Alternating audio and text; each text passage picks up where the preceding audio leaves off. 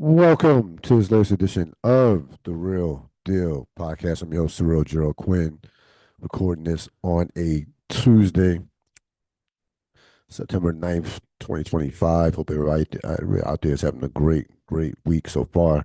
Obviously, we have a busy football late program. Some tennis, too, as well, as the Grand Slam tennis year concluded with the US Open.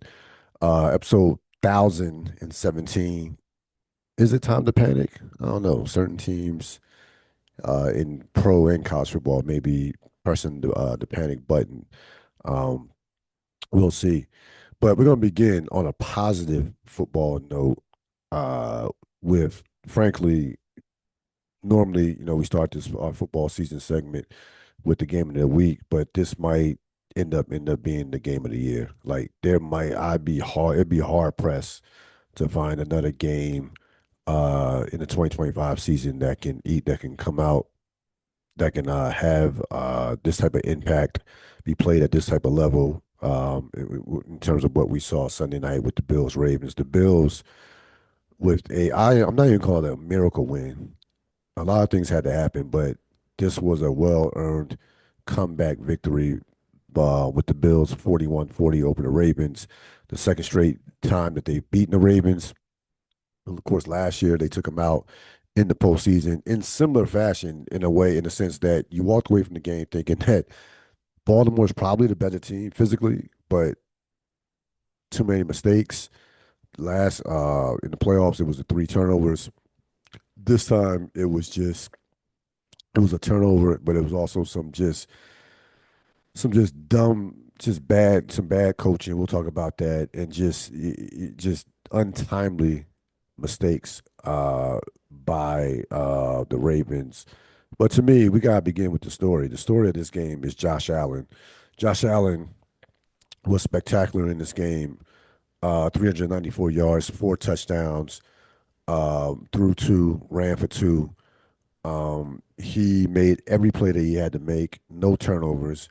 Second straight time again that he's faced the Ravens and has not turned over the ball.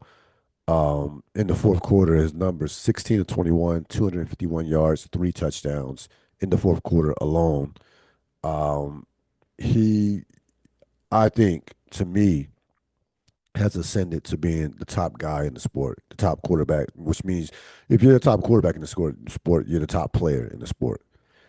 I think right now, again, it took me a while to get there um, because of the respect I have for Patrick Mahomes. But right now, I can't honestly look at the games and look at the performances and say Patrick Mahomes is still the best quarterback in the league. I'm sorry. I understand the three Super Bowls, the five appearances, seven straight conference championships. I'm not taking any of that away. But right on September 9th, 2025, right here, right now, Josh Allen is the best quarterback in the league.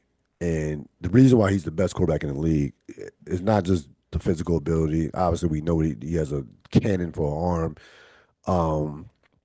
Not just because he can run, rush the ball, run the ball, and be a weapon there. It's because he has cut down. He has seemingly almost mastered the mental side of the game. He does not make mistakes in terms of turning over the football, and he has become lethal in the pocket. He's become absolutely lethal in the pocket. So when his mental ability was going to start catching up with the physical ability, this is what you're getting.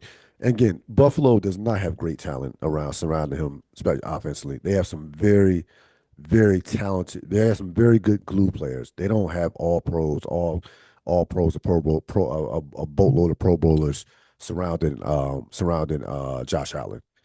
You don't have a Derrick Henry. You don't have a Saquon Barkley or AJ Brown. Okay, like they don't have the offensive line is very good. It's a very good offensive line. It's not a great offensive line. You know what I mean? They don't have what the Eagles have in Philadelphia. I don't think they even have what Baltimore has. To be perfectly honest with you. So, again, give Buffalo credit. They've made the transition from a time where they had star latent talent on the team to getting drafting well, getting the right guys that fit because they had to make that transition when you had to pay your quarterback basically close to what 30% of your salary cap. or if not more. So that's the transition you have to make once you pay a franchise superstar caliber quarterback, especially a guy who's a top, legit top guy, top quarterback, top three quarterback in the league. And they've made that transition seamlessly. Like they've been in contention, winning a division, and will be a Super Bowl contender this year. But this game was about Josh Allen to me. He willed his team to victory. Now again, you need they needed a lot of help. They got a lot of help from the Ravens. The Ravens, you know, the Ravens are a very, very strange team. They are, it's, it's almost, I mean, if you're a Raven fan, it has to be extremely frustrating to watch because you know how talented this team is. The only roster that I would remotely even come close to taking over the Ravens is the Eagle roster. Outside of that, I think the Ravens have the best roster in football, the second best roster in football. Last year, I thought they had the second best roster in football, but they find them. They have now under John Harbaugh blown like 17 double-digit leads. That's like during his tenure. They find ways to lose games that just like you're looking at the games like, no, you should not be losing this game. Like 40-25 in the fourth quarter, 40-25. And again, look at everything that had to go wrong um, for them to lose this game. Derrick Henry fumble. You have a situation where your kicker misses an extra point. Um, a tip pass that ends up in the hands of Keon Coleman, who had a big time game. So one of those three things does not goes in Baltimore's favor. They win the game.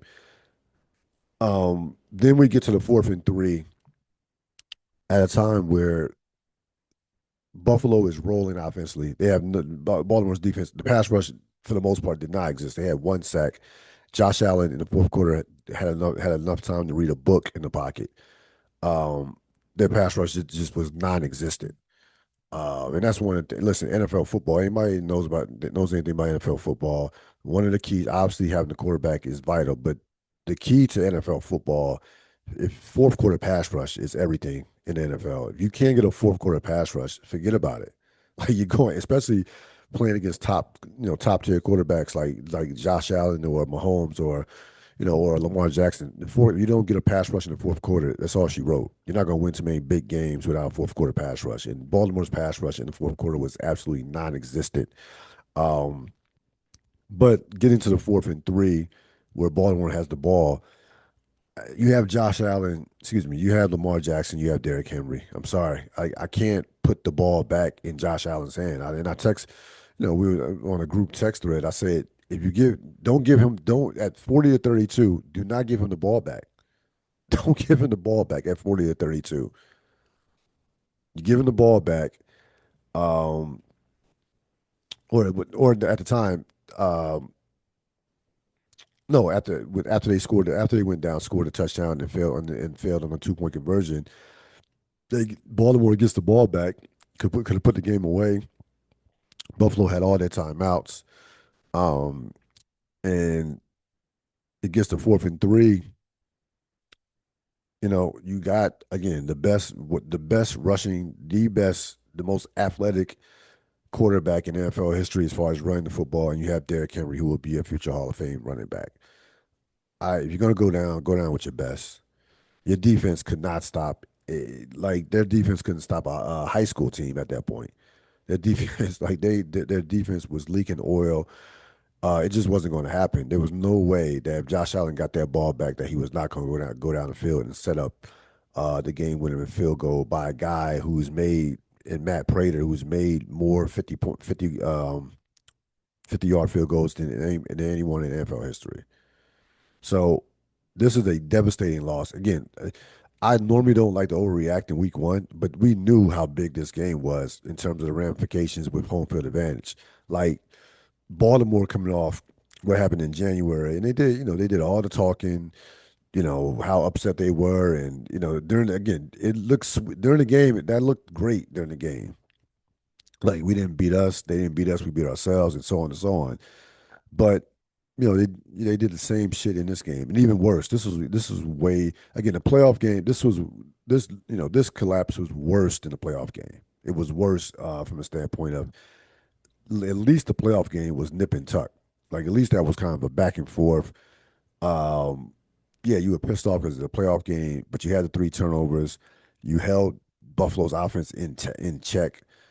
But this one, like Buffalo gets loose offensively, and you have a situation where this was an easily a preventable loss. This absolutely should not have happened. Um, and I have to question. I can't. I'm not blaming Derrick Henry. I know he had a fumble, but he was tremendous in the game. Had three 30-yard rushes. Had 167 yards. Only I think he only had 18, 14 carries. Didn't even have a lot of carries. And Lamar Jackson was great. Lamar Jackson made the plays rushing wise, threw the ball well, no turnovers. Lamar Jackson had a A minus performance, a performance. So I don't blame them. I blame the defense and I blame John Harbaugh. John Harbaugh's teams tend to come up short in the biggest of moments. And I'll use another coach as an example. This is why it's coaching. Phil Jackson, right? 11 championship rings, Phil Jackson. One of the things that he did not get enough credit for. Now, you can say he had what Kobe, Shaq, Jordan, Pippen, probably four of the top 30 players of all time, 25 players of all time, probably 30. Pippen is probably in top 30. Four all-time greats, Hall of Famers, no doubt about it.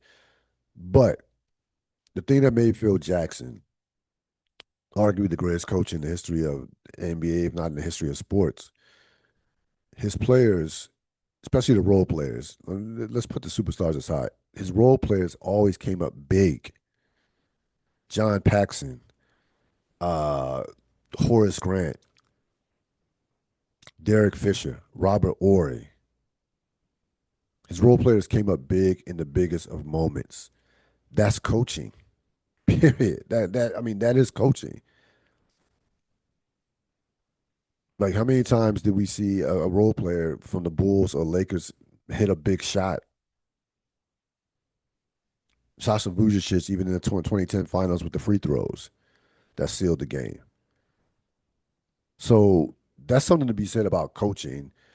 And you have the flip side with John Harbaugh. Your players seem to come up small when it counts, when the pressure gets on, and seem to fall apart in the fourth quarter. We saw this against the Raiders last year and in Baltimore early in the early season game. They just completely fell apart at home at that to the Raiders. So I got, at a certain point, that organization, that is a top flight, that is a world class organization as far as culture, accountability, drafting, picking up the right players, as far as, the right free agents. They are one of the best in the league, period. But if I'm that organization, I gotta be looking at Harbaugh like, yo, what like maybe the team needs another voice. If they don't get to the Super Bowl this year, think about winning. Anybody could get to the Super Bowl and lose. Anybody could lose the Super Bowl. We saw that with the '07 Patriots. So I'm not going to penalize someone for getting the Super Bowl and losing. But if they don't get to the Super Bowl this year, then I'm telling you, if I'm that ownership, that organization, I have to reassess what direction we're going in as far as the coaching. I have to. I have a flat out superstar Hall of Fame quarterback, all world quarterback in his prime right now. You cannot waste those years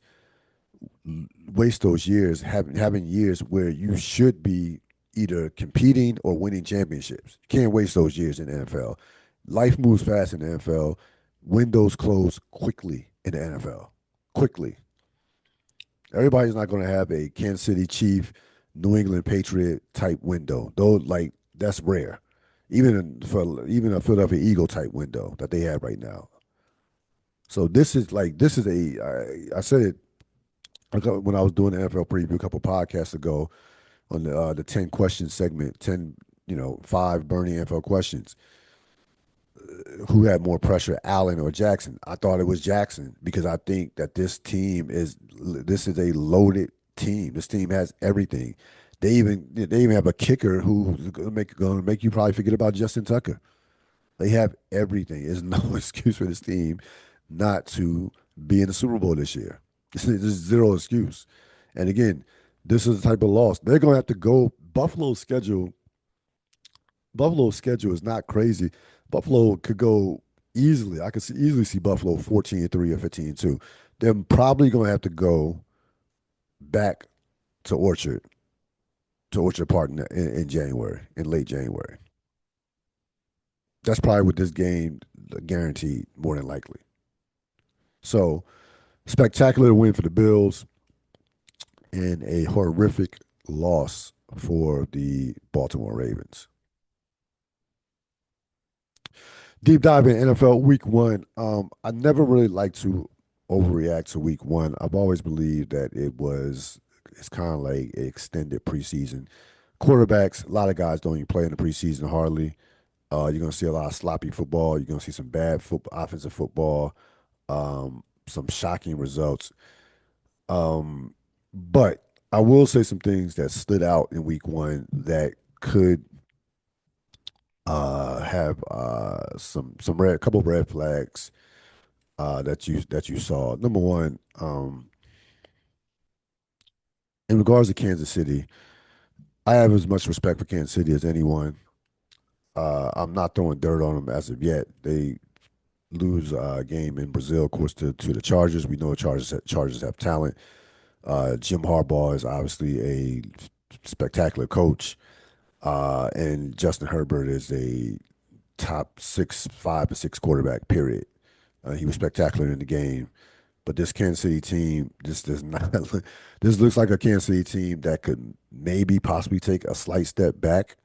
I think Kansas City will make the playoffs, but they're going to need to make a move in regards to a trade or something to keep that streak of championship appearances alive. Um, the rest of the listen, everybody else has gotten better. Buffalo was Baltimore.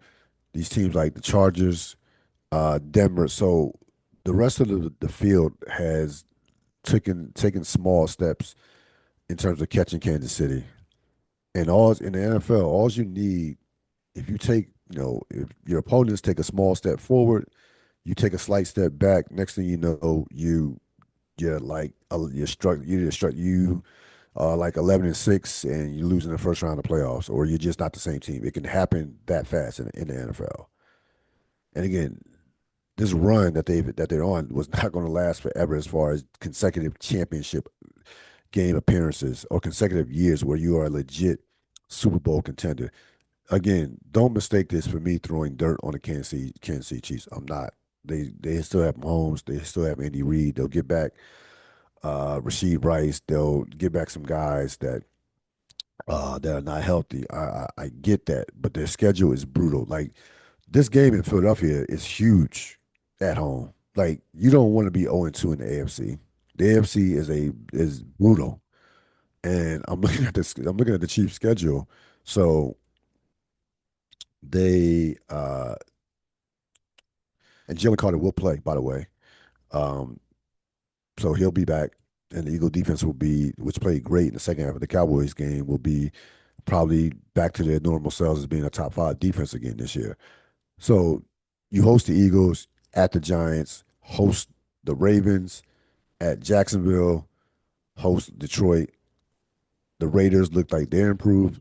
Then you host the Commanders at Buffalo, at Denver.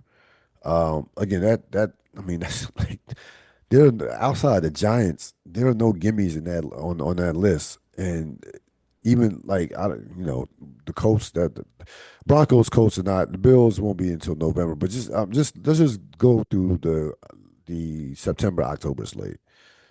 You know, Philadelphia at New York, Baltimore at Jacksonville, Detroit, the Raiders, and the Commanders. That's a rough start to a season. That is not. Again, you have one gimme. The Giants are a gimme right now. Right now, the Giants are a gimme. That's one gimme, and that's on the road. By the way, that Giant game is that's at New York. So this Eagle game is huge. It's a big game. They could be staring, they could be staring 1-3 going to Jacksonville. They could be staring 1-3 going to Jacksonville. You win this game, you will beat the Giants 2-1, lose to the Ravens 2-2. So 2-2 going into um, Jacksonville, you're fine. You're 2-2. Okay, you have if you're 2-2 at Jacksonville, home to the Lions, home to the Raiders, then three straight. They have three straight home games. By the way, three straight home games. So this game is a big game. It's a big game for them. Just to feel good about themselves. Remember, now you're coming off. You had back-to-back losses. You got embarrassed in the Super Bowl, and you lose your home opener to a team that you have owned. They've owned the Chargers. They've owned that division. So now that's take that. You have to take that in consideration with in regards to Kansas City. Um, I'm not going to. I got two quarterbacks, as you see here, Aaron Rodgers and Tua Tagovailoa, Tagovailoa. In regards to Aaron Rodgers, I'm not overreacting to Aaron Rodgers' performance with Pittsburgh. I'm sorry, he played well.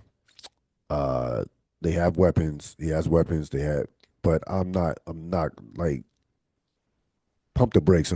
First of all, it was way too much made about this revenge versus the Jets. Aaron Rodgers played in essence 1 year with the Jets. 2023, he's hurt. Last year, it was a disaster. He put up numbers, but he was bad last year. This idea that this revenge tour against the Jets, listen, the Jets didn't want him no more. Cool. They moved off a 40-year-old, 41-year-old quarterback. Okay. Like, people making this big deal. Like, it's one thing for him to play the Packers as a Jet. That's one thing for in terms of revenge game. The fucking Jets. You were a Jet for a cup of coffee. I don't get this sense of I don't give a shit about the fact that he wanted to stick it to the Jets. He won by 2 points, by pipe down. I don't again I don't care. To me, way too much was made about this. This vindictive Aaron Rodgers revenge. Like you are not a Jet in a sense. Like you don't have, like Aaron Rodgers. I don't look at when you look at Aaron Rodgers' career, we will not be thinking about him as a Jet. So way too much made from that standpoint about that. The Tua performance obviously was dreadful, like the probably the worst quarterback performance of the week one. He looked lost, completely lost. He looked like somebody who had no confidence. And Miami is going to be in for just a year from hell. They get embarrassed by the Colts. They had 43 yards in the first half. Um, he ends up with they had some late garbage yards. 14 23, 114 yards, a touchdown, two interceptions. And he had to get some garbage yards in the fourth quarter to even crack 100 yards.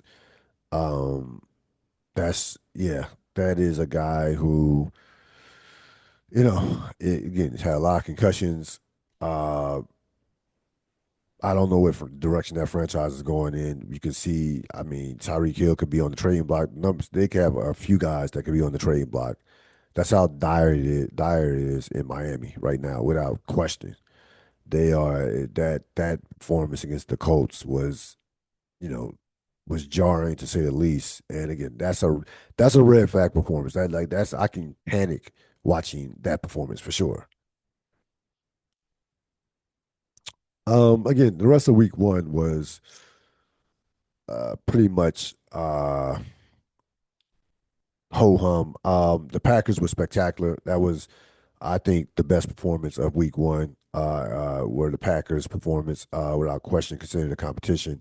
They dominated the Lions.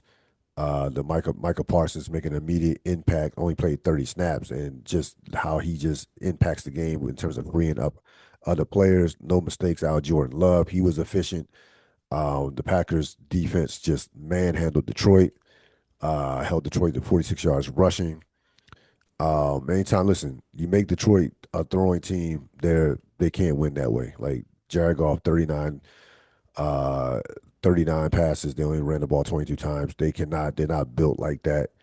Um, I'm not ready to press the panic. I think Detroit's still going to have a relatively a big year. I'm not ready to press the panic button on Detroit. This to me, this game was more about Green Bay and its ascension to being possibly a Super Bowl contender than it was about what Detroit is not. I'm still, going to give Detroit some grace here and not panic with, not overreact to that. But Green Bay again, this game was way more important for Green Bay. Green Bay last year was awful in this division. They only won one game in their division. They were 1-5 in their division, was dominant outside the division. 10-1 outside the division, 1-5 in the division. That was a historically great division, despite the fact that that there were no playoff victories by any of the teams that made the playoffs in that division. But this was about Green Bay. Green Bay needed to win this game to send a message to the rest of the division, especially Detroit, who dominated the division last year. That we're here. Not didn't dominate. They won the division over Minnesota by a game, but they needed to send a message to the division and basically to the rest of the NFC that we're going to be a force to be reckoned with for this season. Again, I'm not going overly reaction or have an overreaction to this game from a Detroit perspective. Um, I'll save the Bear stuff for later, with the Minnesota Bear stuff for later in the podcast, uh, for Mr. McCarthy. But a whole home week one, to say the least, not a whole home week one, but that it was a typical week one. You had some ugly offensive performances. Uh, you only had a couple teams crack 30 points. Some of the scores, 17-13, 14-9, 17-16. So, you gotta give these guys, like I said, it's gonna take at least a month for these teams before we see really high level football week in and week out. That's what made the Baltimore Buffalo game so special. That was a high level game. Now, again, there were mistakes. Like, Baltimore made some mistakes, but Buffalo's defense, minus Ed Oliver, was getting pushed around all over the field, uh, pushed around all over the field for the most part. But that was a high. The quarterbacking was off the charts. The intensity level, that was high level. That Sunday night game was a high level game with between two Super Bowl contenders, two teams that can absolutely get to and win the Super Bowl. Period. Minus that, we didn't get a high level game with good teams playing each other. I'm not counting the Jets Pittsburgh game. Those are not two very good teams. I'm just sorry. They're not. Pittsburgh's decent. Both Pittsburgh's decent. Jets are average to mediocre at best. So that to me is not. I don't put that in the category of a top of a big time game. Looking forward to next week. You have a great Thursday night game. Washington travels to Green Bay. Green Bay starts out the season with two home games. Again, a big game from the standpoint of it's never too early to start looking at playoff standings and positioning. Especially you want to win these games within your conference with tiebreakers and what have you. Major test for the Commanders. They came off a not overly impressive victory over the Giants. The defense did what it had to do. Jaden Daniels was not great. I thought, he missed some throws, missed a touchdown pass to McLaurin. They'll have to, get on the same page after McLaurin. McLaurin had to hold in for most of training camp. So Commanders to be a major. This would be a litmus test game for the Commanders. I mean, I think Green Bay is going to be one of the top teams in the NFC, if not one of the top teams in the NFL on the road. Daniels is still a young quarterback. His first trip to Green Bay. I think Green Bay's defense. You expect Michael Parsons to play more than 30 snaps. He has had some success against Daniels last year, in particular, in terms of he can match up with him. One of the few players in the league that can match up with Daniels as far as athleticism, can chase Daniels down and from that standpoint. So he absolutely can wreck a game.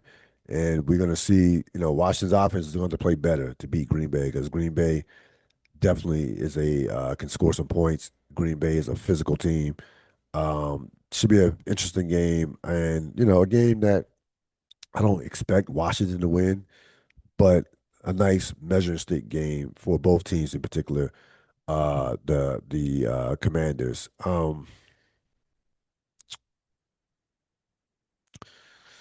Outside of that, week two is eh. Eagles Chiefs. You have that Eagles and Chiefs. So that like week two has two major matchups. In week two, Eagles Chiefs. Of course, we explained how big that game is for the Chiefs. Jalen Carter will play. Um, Buccaneers Texans actually could be interesting. Actually, the doubleheader, Monday night doubleheader, and I hate these doubleheaders. I just don't like them. Should be decent. Buccaneers Texans could be entertaining, and Chargers Raiders. We'll see what the Raiders are all about. Playing against Chargers. Chargers obviously coming off a very impressive win. Have an extra, played on a Friday, so they have had an extra couple of days to play with as far as rest goes from that standpoint. But basically, week two is a two game week from in terms of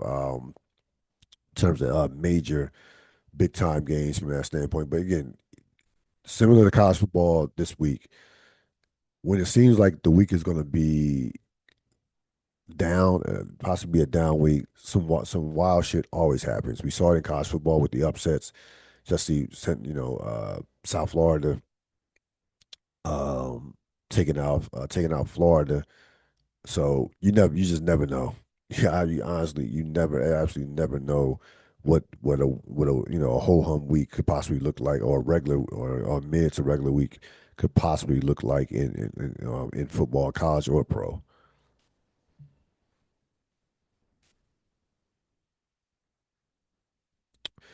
Best of the 21st century, of course, in honor of the U.S. Open, which um, was concluded on Sunday, Saturday and Sunday with Saturday and Sunday. We look back at the 2001 U.S. Open, Pete Sampras and Andre Agassi. This was a matchup of two obviously all-time greats, the two defining players of their generation, two rivals. I think they end up facing 34 times. Sampras held a 20 to 14 edge and held a significant edge in the Grand Slams. I think Agassi only beat him once in a Grand Slam final. I believe he only beat him once in a Grand Slam final. That was the '95 Australian Open. Otherwise, Sampras owned Agassi in Grand Slam matches. This was so to set this up. This is a 2001. Um, Federer hadn't arrived yet.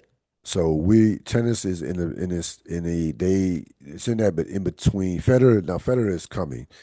2001 Federer beat Sampras in a round of 16 matchup in Wimbledon. He didn't go further. He didn't get past the quarterfinals, but people saw like, yo, this guy's gonna be the next one. That's in 2001. But it was still you still had the old guard hanging around in Sampras and Agassi and Sampras. And, you had guys, like Leighton Hewitt, those type players. Leighton Hewitt won a couple Grand Slams. He was the number one ranked player. You still had like Andy Roddick, those type players coming along as well. But Sampras and Agassi were still factors. Coming into this match, Agassi had a complete rebirth in his career. He was in the midst of another rebirth. Agassi, Agassi had one of the strangest careers of any all-time great, and he is all-time great. He won 8 Grand Slams, career Grand Slam. So without question, all-time great. We know how talented he was. One of the most talented players of all time as well. But Agassi went through these droughts in his career. And I'll give you a perfect example where he wins his first major in '92 Wimbledon. Then he goes basically a full 2 years without even reaching a major final until the '94 U.S. Open. He wins that, and just destroyed the field. Like he absolutely was hitting the ball as well as he's ever hit the ball in a tournament. Might be his best overall performance in a major in his career. To be honest with you, he was dominant in that '94 U.S. Open. So Agassi goes through that stretch where '94 he wins '94 U.S. Open. He wins the '94 Australian Open. That's of course that's his only I believe his only win against Pete Sampras in the major final. He gets to the quarterfinals of Wimbledon. Had a bad loss to Boris Becker. Was up, like two sets to one, or it might have been up 2 sets to love. Gets to the semifinals. No, gets to the quarterfinals of French Open. Gets to the semifinals of Wimbledon, and gets to the finals of gets to the finals of U.S. Open again, where he loses to Sampras. Where he loses to Sampras. After that, his career takes another dip. Right, he gets to the finals of the '95 U.S. Open. He does not get to another final of a major until 1999. Okay, so he goes almost 4 years without getting to another final of a major, and then he has the last rebirth of his career where he completes the career Grand Slam, winning the French Open, gets to the finals of Wimbledon again, loses to Sampras, wins the U.S. Open in '99, wins the Australian Open in 2000, wins the Australian Open in 2001. So he's at the time coming into this U.S. Open, he's ranked number two. He's one of the best players in the world, playing great tennis for the most part, playing excellent tennis. Now Sampras, on the other hand, was ranked 10th coming into this match. Sampras more had a more traditional career as a dominant player. From 1990 to 2000, Sampras is the like he only had one dip in his career. He wins the U.S. Open in 1990 at age 19, and then he goes almost 3 years without winning another major. Um, where he wins Wimbledon in '93, and then from '93 to say 2000, he's winning at least one major a year. He dominates Wimbledon. He wins like seven Wimbledons, 7 out of 8 Wimbledons, out of 8 Wimbledons. He's winning at least one major a year. Had a couple years where he won two majors, but Sampras was consistently a top. Had a number of years where he ended number one. He was the dominant player of the decade of the decade of the '90s, without question. Ends up without question. He comes into this tournament. Um, Now, coming into this tournament, he had his worst stretch final of Grand Slam results. Uh, he loses the fourth round of Australian Open, lost the second round of French Open, which he never played well. Never made the final, only made the semifinals once in his career. Lost the fourth round, of course, of Wimbledon, which snapped his streak of winning four straight Wimbledons to Roger Federer. And then he did not like coming into this tournament. He was not one of the favorites coming in. He was ranked. He was seeded 10th, which was his lowest seed. Probably I don't even want to go back since like night till since the time he won the U.S. Open the first time. When he won the U.S. Open the first time, he actually was what was he ranked? 12. Yeah, he was 12. He was only 12th. He was seeded 12, so that was his lowest ranking. That was his lowest ranking in 11 years at it coming into the U.S. Open, and seemingly he was at the towards the end, the latter end of his career. Um, had won Wimbledon in 2000, but again came into this tournament with not people expecting much of him. Agassi, the guys like Agassi, Leighton Hewitt, those are the guys that people were looking at to be the favorites for this tournament. So um, this match was a quarterfinal match. You had Agassi was ranked second, seeded second, ranked second. Sampras was ranked 10th. 3 hours and 32 minutes. all they go they go four all tiebreakers. Agassi wins the first set, 7-6 in a tiebreaker, and then Sampras wins the next three all in tiebreakers. I watched a number of these highlights of this match. It was, and I hadn't seen it in forever. It the ball striking, the level of play of this match was out of this world. Those two, it was to me by far the best match that they've ever played against each other. And I've seen that again, they're this is a time when they were about 30 and 31 years old. We've seen them physically be better, like 95, 90. When they played in 1990, they physically were better players. 95 probably was the apex of their to me of their in terms of them being how young they were and the fact that how physically talented they were. Sampras was the greatest serve of all time, one of the greatest serves of all time. And at that time, before Novak Djokovic came along, Agassi had the greatest return serve of all time. So this was a great rivalry in terms of our contrast in styles. This match, Sampras went toe to toe. That's what made the match spectacular. He actually out hit Agassi. Like he like it wasn't even about his serve in that match, even though he held serve, but he didn't have, you know, looking at the match, he didn't have like 1,000 aces in that. He didn't have a bunch of aces. Um he did not serve Agassi off the court. He beat him off the baseline. Like it was about he beat Agassi off the baseline. That's what made the match special.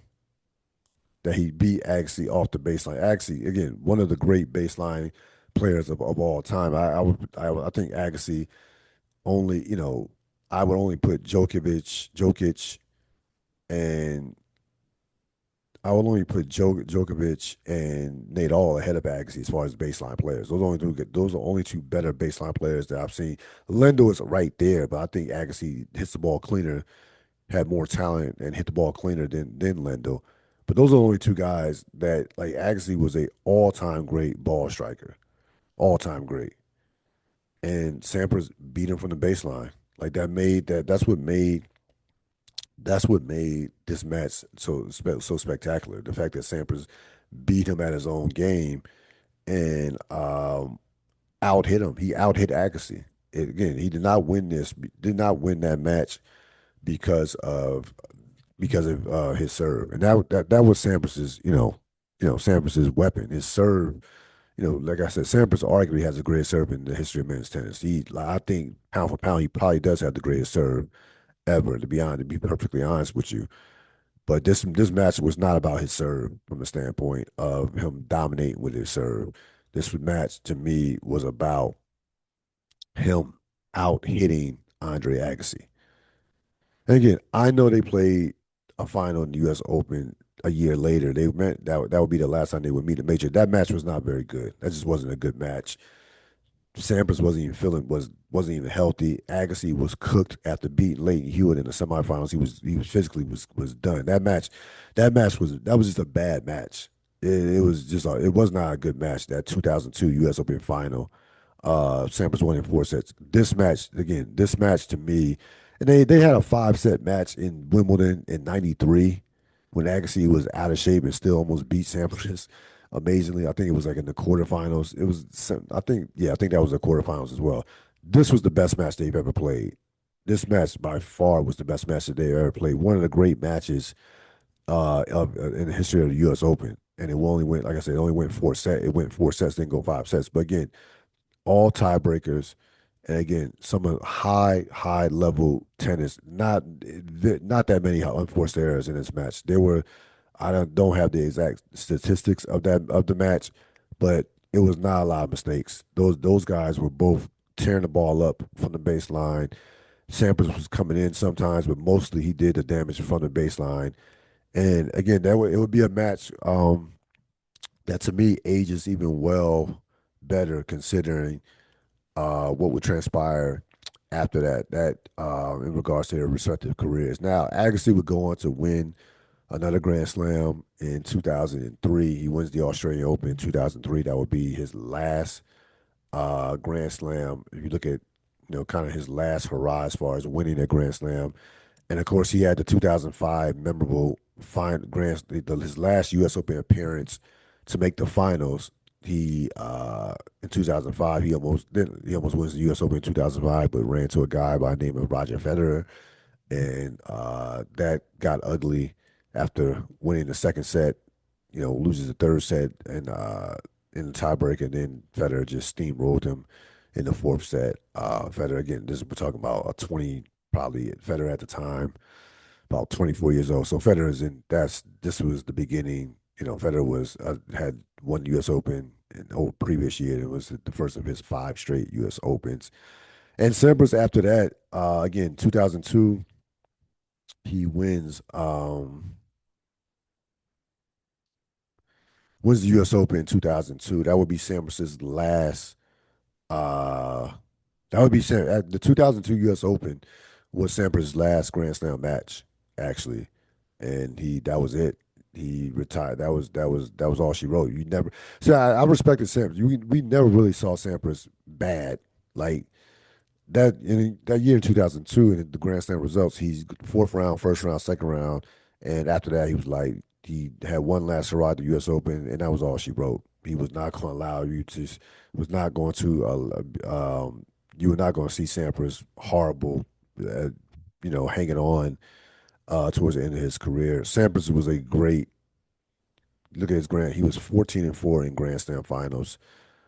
His only losses were to Agassi, Murat Safin, late Hewitt and Safin late in his career, and he lost to Stefan Egbert early in his career. That match changed the course of his life. He said that changed. That was such a devastating loss. He lost that match. He comes back in the following year and wins Wimbledon and the U.S. Open and goes on this string of like 7 straight years, finishing the year ranked number one. So, best of the 21st century, a classic match between two of the greatest players of all time. I think the two greatest American players of all time, without question, and two of the greatest players of all time, period, in Pete Sampras and one Andre Agassi. Who won the week? JJ McCarthy. Last night, of course, the Minnesota rallied to take out the Bears 27-24. They looked dead in the water for most of the game. McCarthy, in his first start, remember he was drafted in 2024. Didn't play with a torn knee, with the knee injury. They decided to go in the direction of letting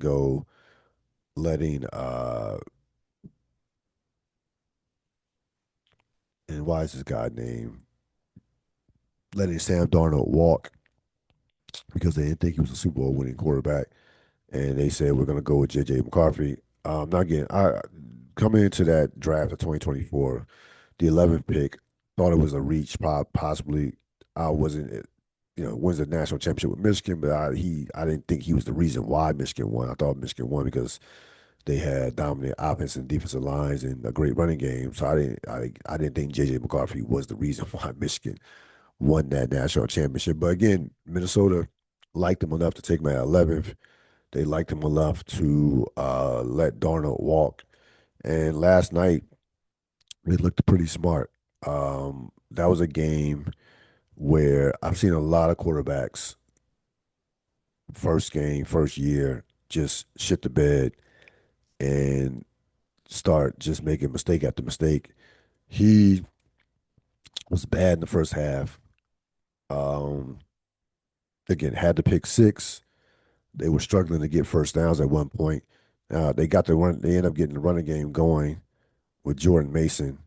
But even that, Jordan Mason, 15 carries, 68 yards, pretty good, 4.5 yards a carry. This was about.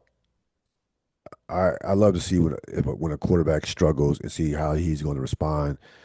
He responds, with three touchdowns, 21 points, led his team to 21 points in the fourth quarter, and got a big road win in week one. So I like if you are Minnesota, you have to be excited about the future this year and also the future. That's a big time win. And notice Kevin O'Connell knows quarterbacks. Kevin O'Connell knows offensive football. He knows that man, he can coach quarterbacks.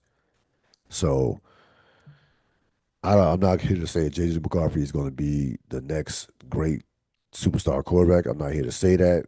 But what I am here to say is that was a hell of a first impression because that again against a good Chicago Bear defense. The Bears have excellent defensive players. I know their best. I know that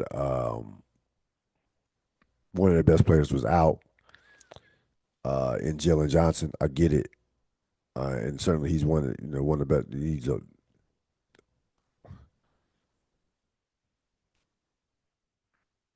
Excuse me. Well, he wasn't out, but they have Jalen Jones is a top corner. Was an All Pro. I mean, the Bears defense the Bears have players defensively. Montez Sweat, Jalen Jones. Um, they're a very good defensive team. Last year, don't let those numbers fool you. The offense was horrific, especially after the Washington disaster on the Hail Mary. They kind of fell apart. The team kind of fell apart, and again, some of the worst coaching that you will ever see um, from last year. But that's to me, it's a very good defensive team. This was about a quarterback, getting it, getting the shit kicked out of him in the first half, taking his bumps, but staying the course and leading his team to victory. And again, I think is an important win for Minnesota, and important just important from the standpoint of again, I'm not going to say you have your quarterback after one game, but he showed you something with that performance, especially in the second half in the fourth quarter. And we're going to finish up the program with real thoughts. Of course, the U.S. Open, Carlos Alcaraz, the 22-year-old Spaniard, won his sixth major, his second of the year, taking out Skinner, who is the second ranked player from Italy. This is, of course, the new rivalry in tennis. These guys have combined to win 10 majors. Um, Alcaraz is on pace to be an all time great. To put it in perspective, what he's already done in his career, he he wins his sixth major.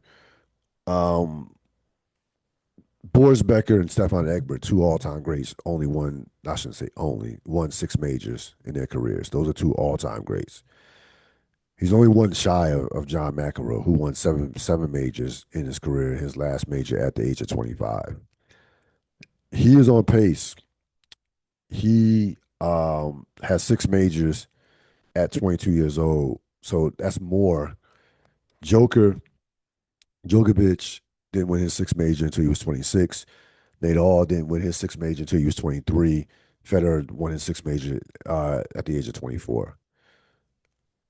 Sinner is the only player that can see him right now. Like that's it. There's no other guy that has a chance in beating this guy in a big spot other than Sinner. That's it. Sinner beat him at Wimbledon, and should have beat him at the French Open. To be honest with you, I know Sinner will be kicking himself for that Wimbledon for that French Open loss. He absolutely should have beat Alcaraz. But that's it. There's one guy that Alcaraz has to beat, and he's lifetime 10-5 against Sinner, and seemingly um, has somewhat figured Sinner out a bit. Not gonna say he owns him, but somewhat figured him out. 22 years old, and again, 24. Listen, to win 20, it would be a lot for him to win 20 majors. You're talking about, you know, 14 more majors. But I'm telling you right now, I don't see how he doesn't get at least 14 or 15 majors. I just don't see it. He's 22 years old. Does not play a grinded out style like Nadal, who still with that particular style had a long career, had a very long career, and again, in tennis, more times than not, there's always a next. I don't see the next right now in men's tennis. Those two guys are so far better than the rest of the field. Like they are so much better. Um, when Federer and Nadal were dominating, there still was a Djokovic that was in the wings. There still was like somebody like Safin. Del Potro was a guy that could steal a major. Del Potro. I mean, Safin won three majors. Del Potro won three majors. So there were. I mean, you had Andy Murray. Yeah, Andy Murray. There's no Andy Murray for these two guys. These two guys have no Andy Murray. There's no Safin. There's no guys like that to challenge either one of these guys. The only thing that keeps these guys out of the finals is an injury. That's it. I mean, that's it. The only thing that's going to keep these guys from getting to the finals every Grand Slam final is an injury. And Sinner is 24, Alcaraz is 22. Um, I don't see how Alcaraz doesn't win anywhere from like 15, 14, 15 majors. 20 is a big number. 20 to 24 majors is I can't take him serious in terms of winning that until he gets to lead, until he gets to 10. He has to get to 10 before we can talk all time record. But six majors at the age of 22, he's that's all time great shit. Like that's legendary, iconic shit already. And a guy who seemingly absolutely loves the sport is a showman and is only getting better. That's going to wrap it up for this latest edition of the Real Deal podcast. I will see you next time. Have a great, great rest of your week. So long.